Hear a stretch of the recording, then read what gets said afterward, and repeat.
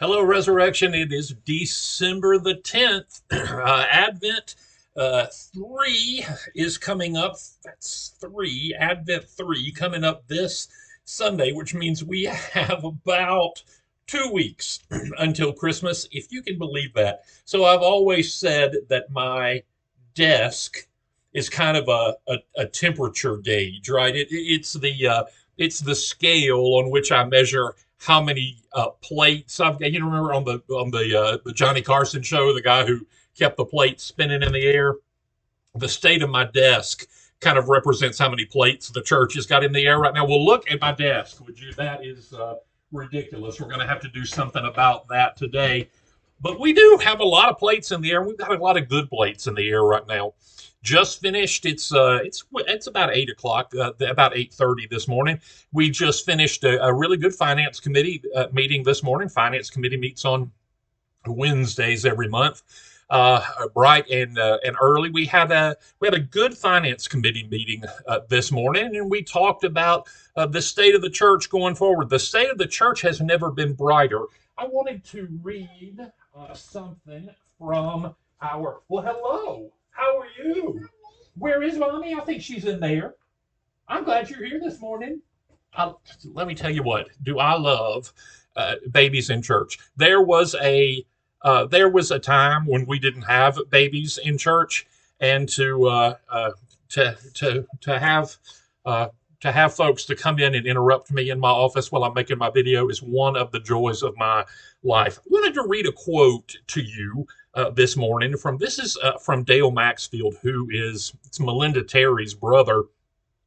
He's the treasurer at the cathedral, and he is one of the he is the consultant right now for our finance committee and a consultant to the vestry too. And he's kind of been the driving force behind us uh, acting a little less like a tiny church and a little more like a big church. Not a huge church, but a grown up church, a fully functioning parish of the Episcopal Church as far as finances go. He's just helping us get the house in order. This morning in the meeting, he said, "Faithful and bold," which that was our campaign to pay off the debt in the parish, which we're making great progress on. He said, "Faithful and bold was a generational move for Resurrection. It ensured that this parish would exist for another 100 years, and you've done that." It made my heart swell when he said that. Now we've got about a year to go on Faithful and Bold to get the debt paid off, but I think we'll get there within this next calendar year, and it is going to give us all kinds of breathing room in our annual budget. However, this year is still going to be tight because not only are we giving to the annual campaign, to the annual budget, but we're also giving for 1 year to that campaign. So we're actually doubling up this year, and it's going to be tight because of that. We've always known that. We've always known this would be the tight year, but boy, we took a faithful and bold step this year in doing that, and I think next year we're not going to let off the gas, but next year I think we're going to begin reaping the benefits of that, building an endowment for the parish. All churches and all private schools have to have an endowment in this day and age, and we're going to be able to actually endow our parish to be here until Jesus comes, literally until Jesus comes in the next few years. Didn't think we'd ever be in that position, or at least not for a long, long time here at Resurrection, but here we are. Thanks be to God. We have to remember the one who is caused, the one from whom all of our blessings flow. So right now, we're about $115,000 short on the budget. That's not surprising at this point because we're still getting pledges in. We need to be wrapping that up, but that's not unusual for this time of the year. As we're still bringing in some pledges, but we got about $115,000 to go. So if you haven't pledged yet, please do get that in so that we can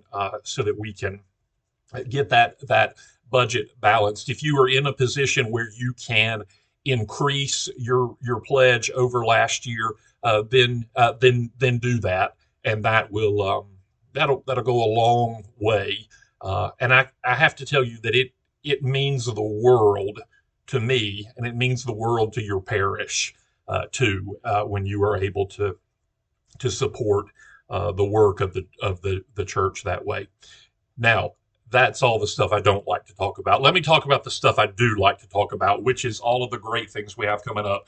If you were here on Sunday, you and most people were. We had a huge crowd on Sunday. It was tickled to death, and our St. Nicholas tea was after the 10:30 service, and that was a blast. I had so much fun. We had people coming out of our ears.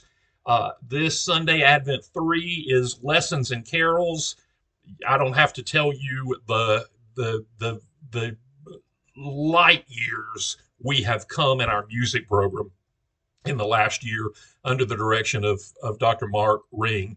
And so they'll show off a little bit this Sunday with lessons and carols. You will not want to miss that. It'll be beautiful. There won't be a sermon either, at least not at 10:30. So there's that little reward. And then of course, we'll have the Holy Eucharist. And then 1 week later, Advent 4, which is right before Christmas Eve. The Christmas Eve service is at 5:30, as it always is, with carols and candles.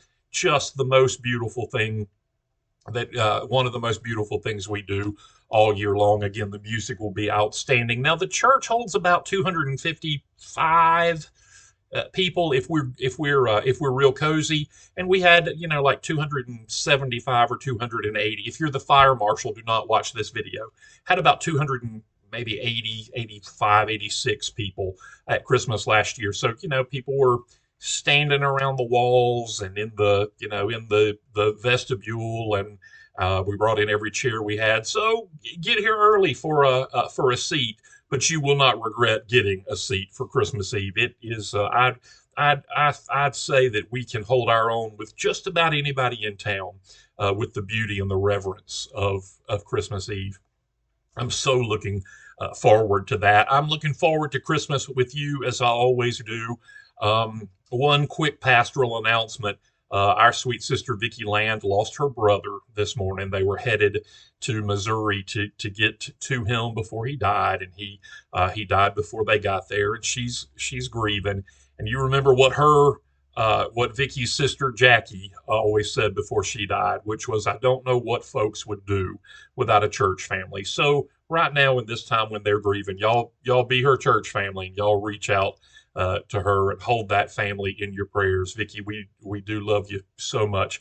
I love y'all. I don't know what I would do without you. I don't know what people would do without. I just teared up a little bit. I don't know what people would do without a church family. I love you so much, and cannot wait to celebrate Christmas with you this year, and to be with you for, I hope, a long, long time to come. I'll see you.